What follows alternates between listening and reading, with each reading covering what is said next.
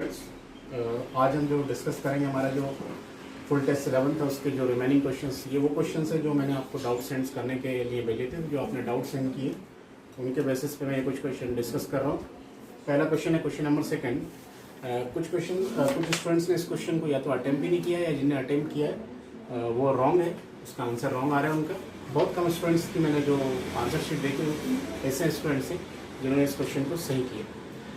तो इस क्वेश्चन को देखिए, ये YDSC के सेटअप है। इसमें यहाँ पर दो स्लिट्स हैं, ये स्क्रीन है, point C central maxima maximum intensity है। लोअर स्लिट और सेंट्रल मैक्सिमा के बीच में जो पाथ है उसमें एक शीट को रखा गया है। इस शीट की थिकनेस डेल्टा है। आगे वो बोल रहा है कि जो सेंट्रल मैक्सिमा पे जो इंटेंसिटी मिलती है वो डिपेंड करती है इस शीट की थिकनेस पे।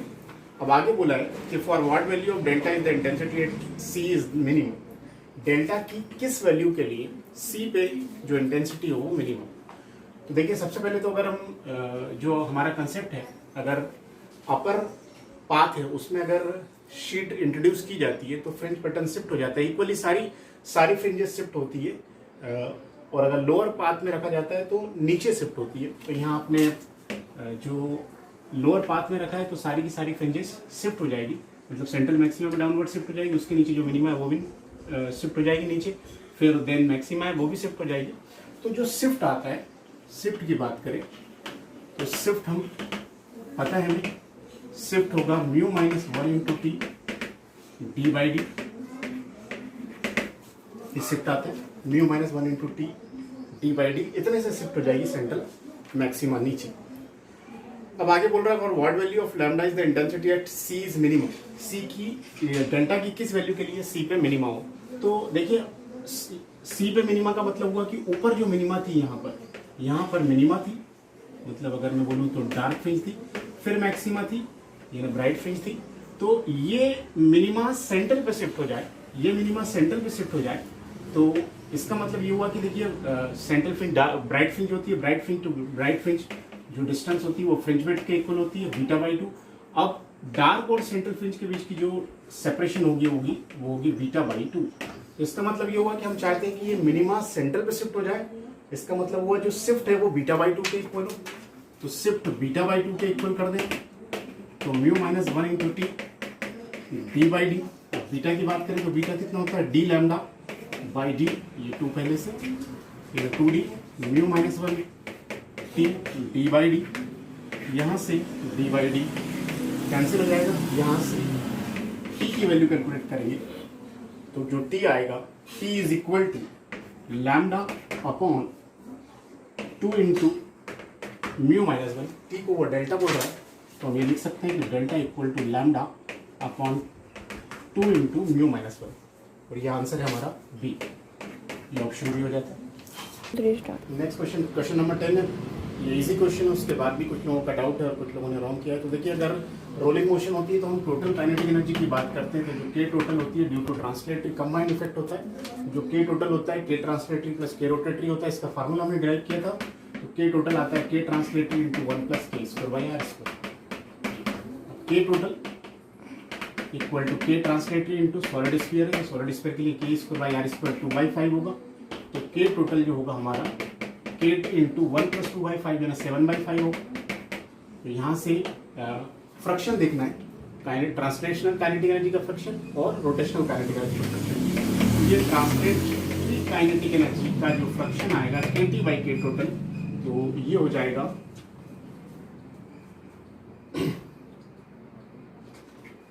5/7। ये ट्रांसलेशनल काइनेटिक एनर्जी का जो फ्रैक्शन है टोटल के साथ वो 5/7, और दूसरे का निकालना है तो आप 1 में से माइनस कर देंगे तो के रोटेशनल बाय के टोटल जो आएगा वो 1 माइनस 5/7 करेंगे तो ये आएगा 2/7। इसका मतलब हुआ कि ट्रांसलेशनल है 5/7, रोटेशनल है 2/7।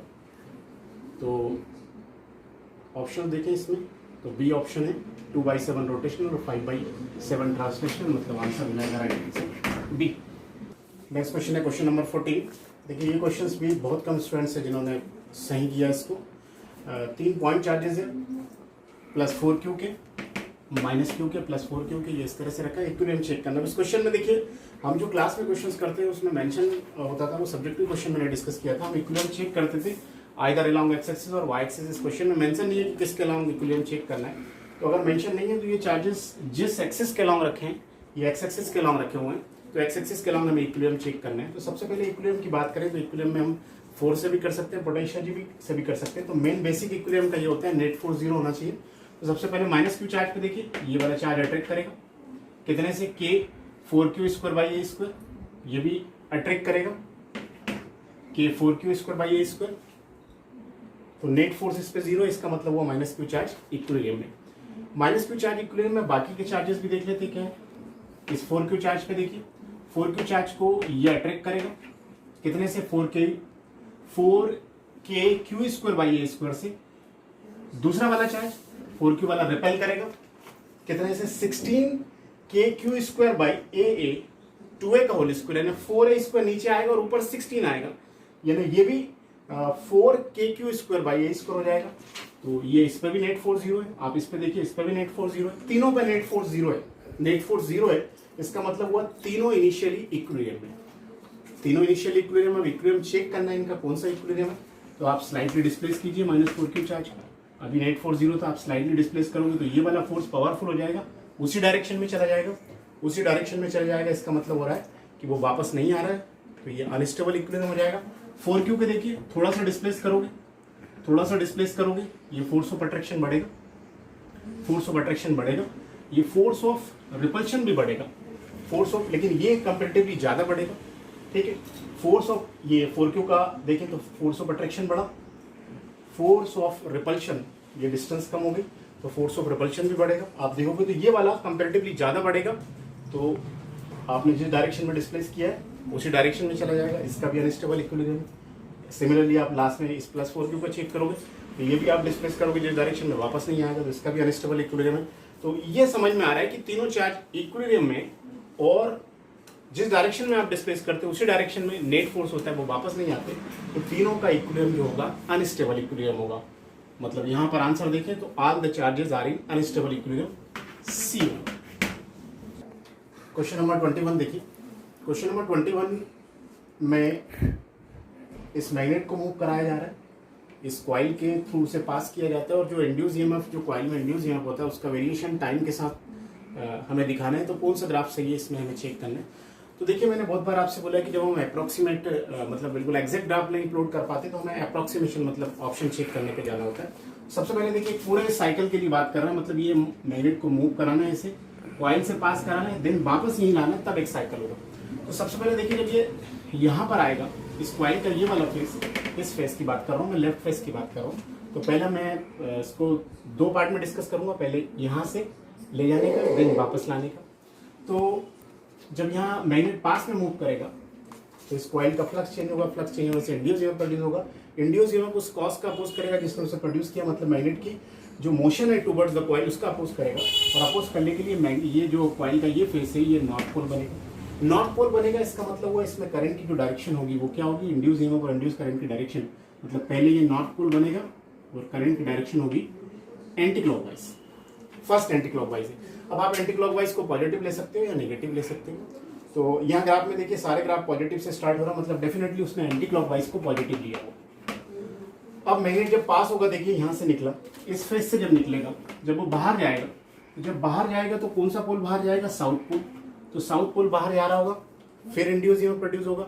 इंड्यूस ईएमएफ प्रोड्यूस होगा तो मैग्नेट की motion away from the coil हो रही है, उसका अपोज करना, मतलब पास बुलाना है। पास बुलाना है, इसका मतलब हुआ इस मैग्नेट का ये वाला जो पोल है, ये वाला जो पोल है, ये साउथ पोल था, तो ये वाला कौन सा, ये साउथ पोल था, इसको पास बुलाने के लिए नॉर्थ बनेगा।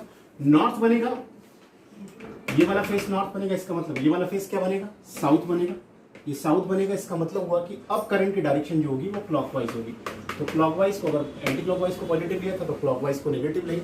तो ऐसा ग्राफ होना है जिसमें पहले पॉजिटिव हो फिर नेगेटिव हो। तो ग्राफ इस तरह से आएगा, पहले पॉजिटिव हो फिर नेगेटिव हो। तो देखिए, पहले पॉजिटिव फिर नेगेटिव का ग्राफ आप देख रहे हो। तो ए है, डी है, डी में जो ईएमएफ का एम्पलीट्यूड है वो इक्वल नहीं है, या ईएमएफ के एम्पलीट्यूड इक्वल आएगा, कि जो मूव करा रहा है उसमें जो rate of change of flux है वो कांस्टेंट है। तो अभी हमारा जो आंसर आ रहा है सिर्फ ए। और इसे देखें, जब आप वापस लेके आओगे यहाँ से कुछ देर तक इसकी मोशंस बाहर होगी, ये जो ग्राफ जो पाथ दिखाया है, तो जब बाहर होगी तो उसके बाद में इसका फ्लक्स कांस्टेंट हो जाएगा, फ्लक्स कांस्टेंट हो जाएगा, फ्लक्स में चेंज नहीं होगा, फ्लक्स में चेंज नहीं होगा, तो उसके बाद में जीरो हो जाएगा। मतलब ग्राफ पहले हमारा पॉजिटिव आया इस तरह से, निगेटिव आया, उसके बाद में कुछ देर तक जीरो हो जाएगा, उसके बाद फिर वही होने लगेगा। तो हमारा इससे दिख रहा हूँ आंसर आ रहा है ऑप्शन ए। क्वेश्चन नंबर 34 देखिए, ये क्वेश्चन इजी, उसके बाद भी गलत किया है बहुत ने या नॉट अटेम्प्टेड है। तो एक 30 न्यूटन का फोर्स है इस लाइन के अलॉन्ग लग रहा है, जो डिस्प्लेसमेंट एक पार्टिकल या बॉडी को 241 से 352 पे डिस्प्लेस कर देते हैं। इस वर्क ये जो फोर्स है इसका हमें वर्क कैलकुलेट करना है। तो देखिए फोर्स यहाँ पे आप देख रहे हो तो फोर्स कांस्टेंट है, फोर्स कांस्टेंट मतलब वर्डन बाय कांस्टेंट फोर्स का H vector dot S vector formula use करेंगे। अब यहाँ प्रॉब्लम ये है कि फोर्स वेक्टर फॉर्म में नहीं है, ये फोर्स का मैग्नीट्यूड 30 न्यूटन है, इसे आई कैप जे कैप में लिखना है। तो कैसे लिख सकते हैं इसको, इस फोर्स का मैग्नीट्यूड 30 और इस डायरेक्शन में लग रहा है, तो इस डायरेक्शन के अलॉन्ग हम यूनिट वेक्टर ले लेंगे, ये हमारा फोर्स कंप्लीट हो जाएगा। डॉट एस वेक्टर, अब आप इसको डिस्प्लेसमेंट लगा सकते हैं, 3 - 2 आई कैप इन आई कैप, 5 - 4 इन जे कैप, 2 - 1 इन के कैप। अब आई का आई में, जे का जे में करें तो ये 30/√3, आई का आई में करेंगे तो ये आएगा 1, जे का जे में 1, के का के में 1, तो ये आया हमारा W 30/√3 इंटू 3 यानी 30√3 जूल। ये आंसर है हमारा सी। क्वेश्चन नंबर 42, क्वेश्चन नंबर 42 ये थ्योरेटिकल क्वेश्चन है, लेकिन ये भी गलत किया है बहुत से स्टूडेंट्स ने। तो क्या बोला है क्वेश्चन नंबर 42 में, if a wire in the earth magnetic field carries a current vertically downward it is possible to obtain neutral point. Neutral point कहाँ मिलेगा ये बताना है हमें। तो देखिए इस क्वेश्चन में एक वायर है, मैं यहाँ पर इस तरह से बता रहा हूँ, ये वर्टिकली डाउनवर्ड डायरेक्शन में करंट कैरी कर रहा है। तो न्यूट्रल पॉइंट का मतलब होता है जहाँ पे नेट फील्ड जीरो, तो एक फील्ड तो ये वायर बनाएगा, दूसरी फील्ड क्या होगी, दूसरी फील्ड होगी अर्थ के हॉरिजॉन्टल कंपोनेंट, अर्थ के जो नेट मैग्नेटिक फील्ड है उसका हॉरिजॉन्टल कंपोनेंट मतलब एच या बी एच की। तो इस वायर को देखिए, सबसे पहले अगर हम बात करें कि न्यूट्रल पॉइंट का मतलब होता है net field zero. Net field zero में पहले अर्थ की बीएच की डायरेक्शन देखिए, बीएच या एच की डायरेक्शन देखोगे तो ये होती है from geographical south to north. South to north तो मैं इसे अज्यूम कर रहा हूँ, देखिए ये नॉर्थ डायरेक्शन है, ये साउथ डायरेक्शन है, ये ईस्ट डायरेक्शन है, वेस्ट डायरेक्शन है। वायर नीचे करंट लेके जा रहे हैं, अर्थ की मैग्नेटिक फील्ड है साउथ टू नॉर्थ, इस तरह से साउथ टू नॉर्थ, ये north south east west, south to north field इस डायरेक्शन में। अब जो वायर की फील्ड आनी चाहिए वो नॉर्थ टू साउथ आनी चाहिए। सबसे पहले पॉसिबिलिटी मैं इस डायरेक्शन में चेक करूंगा, तो इस डायरेक्शन में करंट थम, तो जो फील्ड आ रही है देखिए नॉर्थ टू साउथ, ये नॉर्थ टू साउथ है, मतलब ये कैंसिल आउट कर सकती है अर्थ के हॉरिजॉन्टल कंपोनेंट को, तो न्यूट्रल पॉइंट इस जगह पे मिल जाएगा। और ऑप्शन चेक करें, अगर मैं वेस्ट में जाऊँ तो वेस्ट में करंट इस डायरेक्शन में, थम इस डायरेक्शन में, तो यहाँ पे देखो ये साउथ टू नॉर्थ आ रही है, साउथ टू नॉर्थ मतलब ये कैंसिल आउट नहीं होगी। आप साउथ डायरेक्शन में चेक करें, साउथ डायरेक्शन में चेक करोगे तो नीचे करें, ये डायरेक्शन आ रही है, ये डायरेक्शन आ रही है आपका वेस्टवर्ड, वेस्टवर्ड आ रही है मतलब ये भी कैंसिल आउट नहीं होगी। नॉर्थ में चेक करें, नॉर्थ में चेक करें तो ये डायरेक्शन आ रही है ईस्टवर्ड। सिर्फ एक ही जो डायरेक्शन है इसमें, जो ऑप्शन में हमें बोला गया है east of the wire, east of the wire में चेक कर रहा हूँ, तो ईस्ट ऑफ द वायर में करंट नीचे, फील्ड निकालना है यहाँ, तो देखिए कहाँ जा रहा है, आउटवर्ड नॉर्मल, आउटवर्ड नॉर्मल जा रहा है north to south, north to south cancel out करेगा किसको, अर्थ के हॉरिजॉन्टल कंपोनेंट को, साउथ टू नॉर्थ, तो इसका आंसर हो जाएगा ऑप्शन सी। क्वेश्चन नंबर 43, ये तो पिछले वीडियो में मैंने वैसे एक्सप्लेन कर दिया था, लेकिन फिर इसलिए एक्सप्लेन कर रहा हूँ कि ज़्यादातर स्टूडेंट्स ने इसको, केवल 1-2 स्टूडेंट्स को छोड़ के ज़्यादातर स्टूडेंट्स का ये क्वेश्चन रॉन्ग है। तो देखो इसको, इसमें हमें reading of A1 and A2 calculate करना है, मतलब इस ब्रांच और इस ब्रांच में हमें करंट कैलकुलेट करना है। यहाँ नंबर ऑफ लूप्स आप देखोगे बहुत सारे लूप्स है, तो यहाँ KVL नहीं लगा सकते। यहाँ इसको हम सॉल्व करेंगे रिलेटिव पोटेंशियल मेथड से। मैंने आपको क्लास में बताया रिलेटिव पोटेंशियल मेथड वहाँ यूज़ करेंगे जब एनोड या कैथोड के बीच में कोई रेजिस्टेंस ना हो। जैसे देखिए ये यहाँ देखूंगा तो यहाँ रेजिस्टेंस आ रहा है, मतलब यहाँ पर हम यूज़ नहीं कर सकते। ये 30 वोल्ट के साथ में 30 ओम है, इधर इनके बीच में भी, इन दो इलेक्ट्रोड्स के बीच में रेजिस्टेंस आ रहा है, यहाँ यूज़ नहीं कर सकते। लेकिन इस ब्रांच में देखिए आप, इस पाथ में देखिए एनोड कैथोड के बीच में कोई रेजिस्टेंस नहीं, कैथोड के बीच में कोई रेजिस्टेंस नहीं, कैथोड एनोड के बीच में और एनोड के बीच में कोई रेजिस्टेंस नहीं, मतलब रिलेटिव पोटेंशियल मेथड हम इस पाथ में यूज़ कर सकते हैं। तो मैंने इसको 30 वोल्ट पे कंसीडर किया इस पॉइंट को, कि 30 वोल्ट ये 0 है, ये 30 ये सारे जो पोटेंशियल होंगे, क्योंकि कोई रेजिस्टेंस नहीं है। रेजिस्टेंस तब चेंज होता है जब कोई सर्किट एलिमेंट, मतलब रेजिस्टेंस, बैटरी, कैपेसिटर आ जाए, इंडक्टर आ जाए, यहाँ कुछ नहीं है। 30 वोल्ट, ये भी 30 वोल्ट हुआ, ये भी 30 वोल्ट हुआ, ये भी 30 वोल्ट हुआ, ये भी 30 वोल्ट हुआ। अब यहाँ पे देखिए, अगर 30 वोल्ट है और एनोड और कैथोड के बीच में पोटेंशियल डिफरेंस, इसमें एनोड और कैथोड के बीच में पोटेंशियल डिफरेंस 30, अगर ये 30 है तो डेफिनेटली ये 60 होगा। ये 10 वोल्ट है एनोड और कैथोड के बीच में, ये 30 हो चुका है, ये 30 हो चुका है। पोटेंशियल डिफरेंस आपको एनोड और कैथोड के बीच में 10 मेंटेन करना है, मतलब यहाँ ये वाला एंड हो जाएगा 40 वोल्ट पे। अब ये 30 वोल्ट है, 30 वोल्ट और एनोड और कैथोड के बीच में आपको पोटेंशियल डिफरेंस 20 मेंटेन करना है, तो ये कैथोड हो जाएगा 10 वोल्ट पे। अब ये 30 वोल्ट है, 30 वोल्ट और पोटेंशियल डिफरेंस आपको 30 मेंटेन करना है और ये 30 हो गया, तो ये 0 हो जाएगा। A2, A1 और A2 कुछ नहीं बोला तो अंडरस्टूड है, ये आइडियल एमीटर है, मतलब ये 0 हो जाएगा, 0 0 0 0 0 0 0। ये 0 0 होने से देखिए ये पॉइंट्स का पोटेंशियल 0, ये पॉइंट्स का पोटेंशियल 0, यहाँ से यहाँ तक शॉर्ट सर्किट हो जाएगा। पोटेंशियल डिफरेंस, पोटेंशियल सेम हो गया, मतलब इस ब्रांच में कोई करंट नहीं जाएगी, तो इसे मैंने क्रॉस कर दिया। अब देखिए यहाँ की करंट देखिए, तो पोटेंशियल डिफरेंस करंट होगा potential difference upon resistance 60 minus 0 by 30, यानी इस ब्रांच की जो करंट आएगी 60 माइनस 0 60 बाई 30, यानी कितना 2 एम्पियर डाउनवर्ड, हायर पोटेंशियल से लोअर पोटेंशियल। इस ब्रांच में जाए 40 माइनस 0 40 अपॉन 10 4 एम्पियर हायर से लोअर, यानी ये भी डाउनवर्ड। 10 माइनस 0 10 माइनस 0 अगर बात करें तो कितना 10 10 बाई 10 1 एम्पियर, ये भी डाउनवर्ड आएगी। अब देखिए यहाँ से इस ब्रांच में कोई करंट नहीं है, यहाँ करंट 0, इसका मतलब हुआ कोई करंट इस डायरेक्शन में नहीं जाएगी, सारी करंट इस डायरेक्शन में जाएगी, सारी करंट इस डायरेक्शन में जाएगी, तो 2 एम्पियर का भी फ्लो इस डायरेक्शन में होगा, 4 एम्पियर का भी फ्लो इस डायरेक्शन में होगा, 1 एम्पियर का भी फ्लो इस डायरेक्शन में होगा। तो आप केसीएल से इस जंक्शन पे देखोगे तो 2 + 4 + 1 7 एम्पियर, तो 7 एम्पियर पूरी करंट ऐसे जाएगी। तो यहाँ पे आप A1 की रीडिंग देखोगे तो A1 की रीडिंग क्या होगी, A1 हो जाएगा 4 एम्पियर और A2 जो हो जाएगा, A2 इस ब्रांच में, तो A2 हो जाएगा 7 एम्पियर। तो इस ऑप्शन देखिए, तो ऑप्शन है हमारे यहाँ पे C।